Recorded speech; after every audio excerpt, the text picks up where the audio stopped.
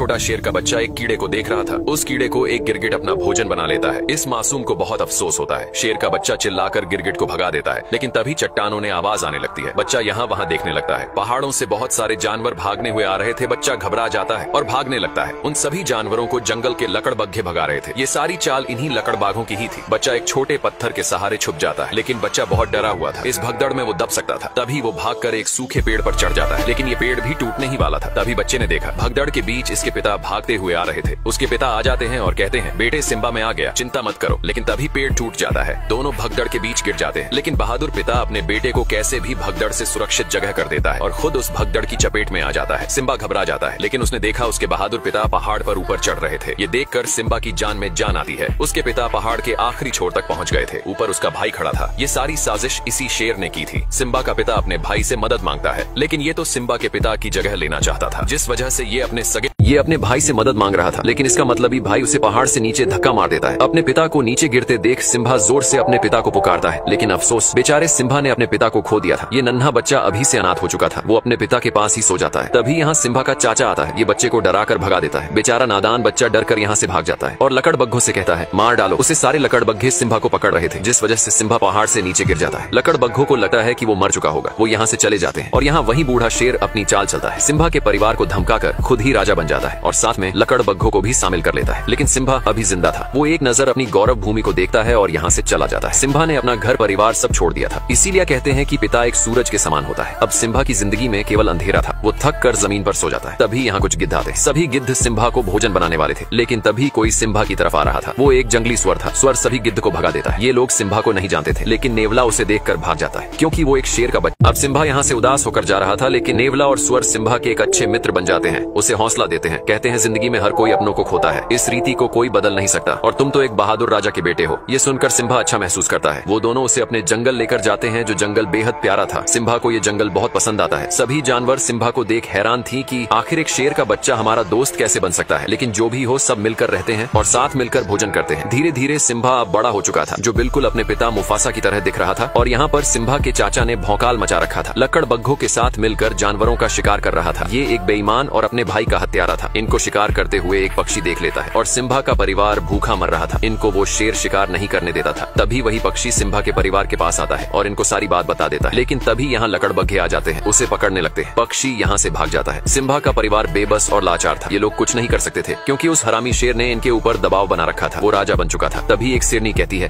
हमें कुछ करना होगा। हमें हाथ पे हाथ रखकर नहीं बैठे रहना चाहिए। अब सिम्बा की माँ कहती है, ये हमारी गौरव भूमि है, हमें इसकी हिफाजत करनी चाहिए। समय बहुत बलवान होता है। लेकिन नाला शेर से युद्ध करने को कहती है। तभी इनके पास लकड़बग्घा आता है और कहता है, महाराज तुमको बुला रहे हैं। सिम्बा की माँ उस बूढ़े शेर के पास जाती है। बूढ़ा शेर अपने शिकार को खा रहा था और कहता है, कौन सी योजना बना रहा है तुम्हारा डरपोक परिवार। सिम्बा की माँ कहती है, तुम हद से ज्यादा शिकार कर रहे हो। शेर कहता है, शिकार नहीं करेंगे तो भूखे मर जाएंगे। हमारा काम ही है किसी को मार कर अपनी भूख मिटाने। सिम्बा की माँ कहती है, इस तरह शिकार नहीं किया जाता जिस तरह तुम कर रहे हो। शेर कहता है, तुमने मुझे ठुकरा कर मुफासा को चुना था। अब तो वो डरपोक भी मर चुका है। सिम्बा की माँ कहती है, वो डरपोक नहीं, एक बहादुर और ताकतवर राजा थे। तभी शेर गुस्से से कहता है, आज के बाद पहले लकड़बग्घे भोजन खाएंगे और उसका बचा हुआ तुम और तुम्हारा परिवार खाएगा। सभी लकड़बग्घे खाने के लिए टूट पड़ते हैं और यहाँ सिम्बा को दिखाया जाता है, जो पूरी तरह से बदल चुका था। इसे अपने परिवार की याद तक नहीं आ रही थी। वो भूल गया था सब। लेकिन रात के समय सिम्बा अपने बहादुर पिता को याद करके बहुत उदास था। सिम्बा का बाल उड़कर एक नदी में गिरी जाता है। उस बाल को एक चिड़िया उठा लेती है और अपने घोंसले में ले जाती है, लेकिन दूसरी चिड़िया उस बाल को फेंक देती है। अब सिम्बा के बाल को एक चिड़िया उठा लेती है और अपने घोंसले में लेकर जाती है, लेकिन दूसरी चिड़िया जानती थी ये घास नहीं बल्कि किसी जानवर का बाल है, जिस वजह से चिड़िया सिम्बा के बाल को फेंक देती है। वो बाल बबूल के पेड़ पर गिरता है। जिराफ बबूल के पत्तों के साथ सिम्बा के बाल को भी खा लेता है। अब एक कीड़े को दिखाया जाता है, जो जिराफ के मल को ढकेल कर ले जा रहा था, लेकिन जिराफ का मल लुढ़क कर टूट जाता है और सिम्बा का बाल उड़कर दूर चला जाता है, जहाँ बहुत सारी चींटियां थी। एक चींटी बाल को उठाकर ले जाने लगती है। तभी एक बंदर चींटी के पास उस बाल को देख लेता है। बंदर ने पहचान लिया था कि ये सिम्बा का ही बाल है और सिम्बा अभी जिंदा है। ये संदेश एक खुशी का संदेश था। बंदर खुश था, क्योंकि इनका राजा फिर से गौरव भूमि पर राज करेगा। और यहाँ सिम्बा के दोस्त पर एक शेर हमला कर रहा था। इनके जंगल में एक शेर घुस चुका था। सिम्बा का दोस्त अपनी जान बचाकर भाग रहा था। वो शेर का शिकार होने ही वाला था। तभी सिम्बा उस शेर को दबोच लेता है। दोनों ही एक दूसरे से कम नहीं थे, लेकिन दूसरा शेर सिम्बा को दबोच लेता है। सिम्बा उसे नाला कह के पुकारता है। दोनों एक दूसरे को जानते थे। ये नाला सिम्बा की बचपन की दोस्त थी। नाला सिम्बा को जिंदा देखकर बहुत खुश होती है, क्योंकि नाला को सिम्बा मिल गया था और सिम्बा को उसका प्यार। अब सिम्बा और नाला इतने दिनों के बाद एक दूसरे को देखकर बहुत खुश थे।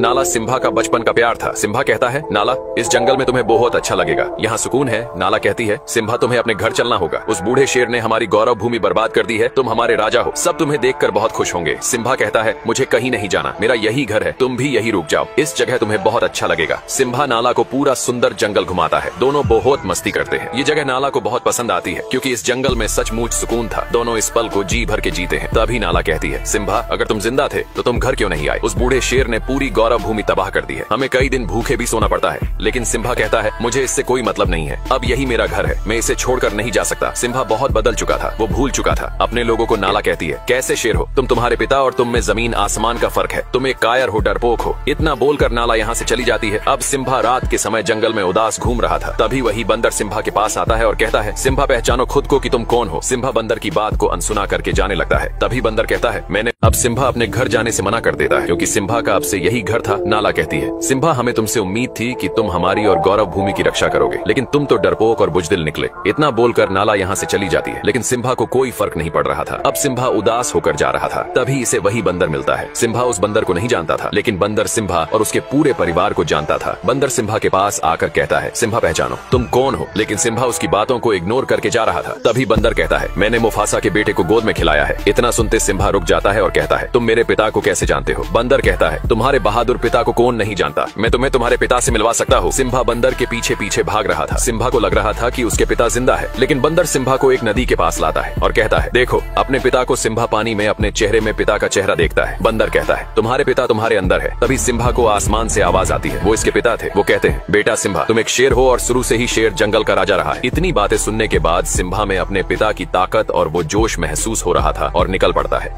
अब सिम्बा निकल पड़ता है अपनी उस पावन धरती की तरफ जिसने वर्षों पहले छोड़ दिया था। सिम्बा एक गहरी दहाड़ लगाता है, ये ऐलान करने के लिए कि अपने जंगल की रक्षा के लिए सिम्बा तैयार है। ये था सिम्बा का जुनून। सिम्बा के दोस्त उसे जाते हुए देख रहे थे। सिम्बा वर्षों बाद अपनी पावन धरती की तरफ जा रहा था, जिसके अंदर साहस और बल दोनों था। सिम्बा नाला के पास पहुंच गया था। दोनों निकल पड़ते हैं अपने घर की तरफ। भले ही इस कहानी में सिम्बा का पिता मुफासा नहीं था, लेकिन मुफासा का बेटा सिम्बा था, जो एक नई उम्मीद था। दोनों अपनी गौरव भूमि पहुंच जाते हैं, लेकिन सिम्बा अपनी गौरव भूमि को देखकर बिल्कुल भी खुश नहीं था। उसकी भूमि पूरी तरह से बंजर हो चुकी थी, बहुत सारे जानवर मारे गए थे। नाला कहती है, सिम्बा अब क्या करोगे? सिम्बा कहता है, अपनी भूमि की रक्षा करूंगा, जो जिम्मेदारी मुझे मेरे पिता ने दी है। नाला कहती है, मैं भी इस लड़ाई में तुम्हारे साथ हूँ। तभी वही पक्षी सिम्बा के पास आता है, जो ये भी सिम्बा के परिवार का हिस्सा था। ये सिम्बा का तहे दिल से स्वागत करता है और कहता है, महाराज वो दिन फिर से लौट आए हैं और सिम्बा के दोस्त भी इस लड़ाई में साथ खड़े रहने वाले थे। सिम्बा उनको वापस अपने जंगल लौटने को बोलता है, लेकिन वो दोनों कहते हैं, हम जब तक जिंदा है तब तक तुम्हारे साथ रहेंगे। इस युद्ध में सब सिम्बा के साथ खड़े थे। सिम्बा सभी को अपने साथ लेकर जाता है। आगे कुछ लकड़बग्घे। अब इस युद्ध में सभी जानवर सिम्बा के साथ कंधे से कंधा मिलाकर खड़े थे। सिम्बा सभी को अपने साथ लेकर जाता है, लेकिन सामने कुछ लकड़बग्घे भोजन कर रहे थे। सिम्बा लकड़बग्घों का ध्यान भटकाने के लिए अपने दोस्तों से कहता है। नेवला और सुअर उनका ध्यान भटका रहे थे। सभी लकड़बग्घे उन दोनों को पकड़ने लगते हैं। सिम्बा नाला के साथ दूसरे रास्ते निकल पड़ता है। वही बंदर सब कुछ देख रहा था। वो समय आ गया था। बंदर अपना हथियार निकालता है, जिसने वर्षों पहले मुफासा के मरने के बाद हथियार को छोड़ दिया था। बंदर भी इस लड़ाई में सिम्बा के साथ था और यहाँ बूढ़ा शेर सिम्बा की माँ को अपनी रानी बनाने की जिद कर रहा था और कहता है, इस पूरे जंगल में मुझसे ज्यादा ताकतवर कोई जानवर नहीं है। सिम्बा की माँ कहती है, ताकतवर राजा वही होता है जिसमें प्रजा की और अपने राज्य की फिक्र होती है। ये कहता है, मैं मुफासा से ज्यादा ताकतवर हूँ। सिम्बा की माँ कहती है, तुम मुफासा के आगे एक भीगी बिल्ली हो। तभी वो शेर गुस्से से सिम्बा की माँ पर हमला करने लगता है। इस शेर की नीयत खराब थी। जिसकी नीयत ही खराब हो वो अपनी प्रजा की रक्षा कभी नहीं कर सकता है। तभी दहाड़ता हुआ सिम्बा यहाँ आता है। बूढ़ा शेर देखकर डर गया था। इसे लग रहा था कि वो मुफासा है। तभी सिम्बा कहता है, दूर रहो मेरी माँ से। सिम्बा की माँ वर्षों बाद सिम्बा को देखकर बहुत खुश होती है।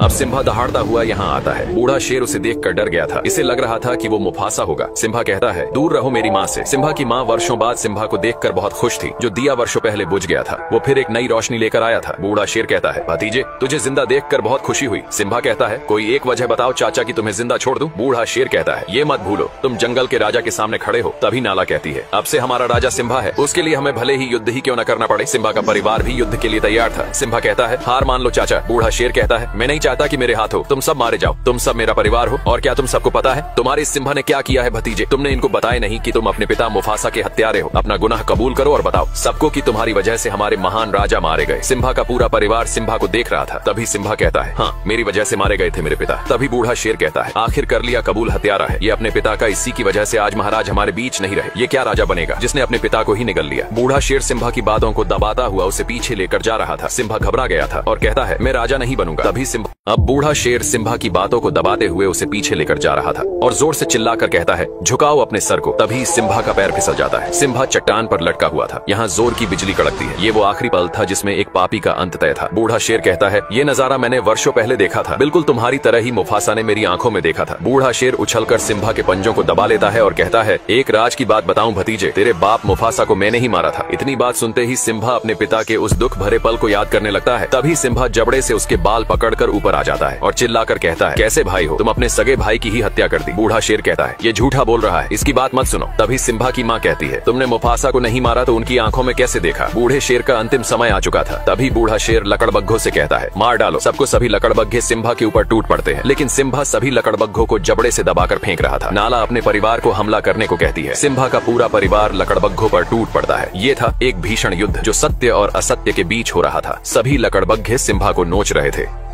अब सभी लकड़बग्घे सिम्बा को गिराकर नोचने लगते हैं। नाला ये देखते हैं, दौड़ पड़ती है। ये था नाला का अपने प्यार के प्रति लगाव, और सिम्बा के दोनों दोस्त भी इस लड़ाई में शामिल थे। इनको लकड़बग्घे चारों तरफ से घेर लेते हैं। जंगली स्वर हमेशा से लकड़बग्घों से डरता रहा है, लेकिन आज स्वर ने कमाल कर दिया था। स्वर दौड़ा दौड़ा कर सभी लकड़बग्घों मार रहा था। अब नाला का सामना लकड़बग्घों की सरदार से होता है। दोनों एक दूसरे के सामने थे, लेकिन नाला अब बड़ी हो चुकी थी। वो लकड़बग्घों की सरदार से भीड़ जाती है और वो बूढ़ा बंदर भी उस हथियार को मैदान में लेकर उतर जाता है। सभी लकड़बग्घों की नानी याद दिला रहा था। सिम्बा का परिवार और उसके दोस्त अपनी गौरव भूमि की रक्षा के लिए लड़ रहे थे। नाला भी लकड़बग्घों की सरदार को मार गिराती है। शुरू से ही सत्य की हमेशा जीत होती आई है। आज भी सत्य की ही जीत होने वाली थी। बूढ़े शेर का अंतिम समय आ चुका था, भर चुका था। इसके पाप का घड़ा सभी लकड़बग्घे मैदान छोड़कर भाग रहे थे। सिम्बा ने देखा बूढ़ा शेर भी यहाँ से भाग रहा था। सिम्बा अपने चाचा का पीछा करता है। बूढ़ा शेर चाह के भी खुद को बचा नहीं सकता था। उसके आगे खाई थी और पीछे सिम्बा खड़ा था। सिम्बा कहता है, अब कहा भाग कर जाओगे चाचा। अब बूढ़े शेर की अंतिम घड़ी आ चुकी थी। आखिर एक न एक दिन पाप का घड़ा भर ही जाता है। बूढ़ा शेर कहता है, ये सब लकड़बग्घों की चाल थी। लकड़बग्घे बूढ़े शेर की बात सुन लेते हैं। बूढ़ा शेर सिम्बा से एक जिंदगी मांग रहा था। सिम्बा कहता है, पाप की कोई माफी नहीं होती। बूढ़ा शेर कहता है, सिम्बा तुम अपने सगे चाचा को मारोगे। सिम्बा कहता है, चाचा मैं तुम्हारी तरह बिल्कुल भी नहीं हूँ। बूढ़ा शेर ये सुनकर बहुत खुश होता है और कहता है, बताइए महाराज मुझे क्या करना होगा। सिम्बा कहता है, भाग जाओ इस पवित्र धरती से, दोबारा फिर कभी लौटा कर मत आना। बूढ़ा शेर यहाँ से जाने लगता है और तभी धोखे से सिम्बा पर हमला कर देता है। एक पापी को कितने भी नेकी के रास्ते ही क्यों न दिखाए जाए, वो फिर भी पाप के रास्ते पर ही चलता है। बूढ़ा शेर चट्टान ने नीचे गिर जाता है। सिम्बा को भी अपने चाचा के मरने का दुख था, लेकिन बूढ़ा शेर अभी जिंदा था। शायद इसकी मौत सिम्बा के हाथों नहीं बल्कि लकड़बग्घों के हाथों लिखी थी। बूढ़े शेर को सभी लकड़बग्घे घेर लेते हैं। बूढ़ा शेर कहता है, मेरे साथियों हम फिर से एक नया साम्राज्य खड़ा करेंगे। लकड़बग्घे कहते हैं, तू एक बिन पैनी का लौटा है, हमने तेरा हमेशा साथ दिया और तूने हमें ही गलत ठहराया। बूढ़ा शेर कहता है, मैंने सिम्बा से झूठ बोला था। तभी एक लकड़बग्घा कहता है, स्कार तूने अपना जिंदगी में कभी सच बोला ही नहीं। लकड़बग्घों की आंखें खुल चुकी थी।